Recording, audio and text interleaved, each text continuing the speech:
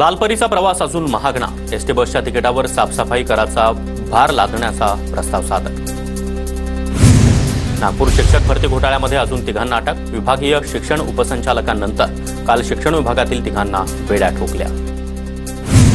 पुढील 2 दिवस राज्यातील शेतकऱ्यांसाठी चिंतेचे असणार. 2 दिवस राज्याच्या अनेक भागामध्ये अवकाळी पावसाची शक्यता, हवामान खात्याकडून अंदाज व्यक्त. यंदाच्या उन्हाळ्यामध्ये पुण्यात पाणी कपात होणार नाही. खडकवासला धरणामध्ये मुबलक पाणीसाठा असल्यानं पुणेकरांची पाण्याची चिंता मिटली. पालघरच्या वाडा तालुक्यामधील नदीचा पाडा गावामध्ये भीषण पाणी टंचाई. महिलांना पाण्यासाठी अंधारामध्ये बोरिंगवर रात्र काढण्याची वेळ. प्रशासनाकडे दखल घेण्याची मागणी. मध्य रेल्वेवर बुधवारपासून 80 वातानुकूलित लोकल फेऱ्या.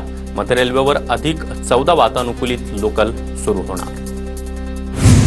मुंबई महापालिका आयुक्त भूषण गगराणी यांच्याकडून 80% नालेसफाई 31 मे पर्यंत पूर्ण करण्याचे आदेश. मात्र कंत्राटदारांकडून आतापर्यंत फक्त 12%च नालेसफाई. मुंबई समोर नालेसफाईचं आव्हान. कल्याण मुरबाड रेल्वे मार्ग भूसंपादन अभावी रखडला. रेल्वे बोर्डाकडून 2016 मध्ये कल्याण मुरबाड रेल्वे मार्गाला मंजुरी मिळाली होती. प्रकल्पाच्या सुरुवातीसाठी आवश्यक 214 हेक्टर जमिनीचं भूसंपादन झालं नसल्यानं प्रकल्प रखडला. नाशिकच्या इगतपुरीमधील एल्गार कष्टकरी संघटनेचा मंत्रालयावर हंडा मोर्चा. शेकडो आदिवासी महिला आणि बांधव रिकामे हंडे घेऊन मंत्रालयावर धडकला.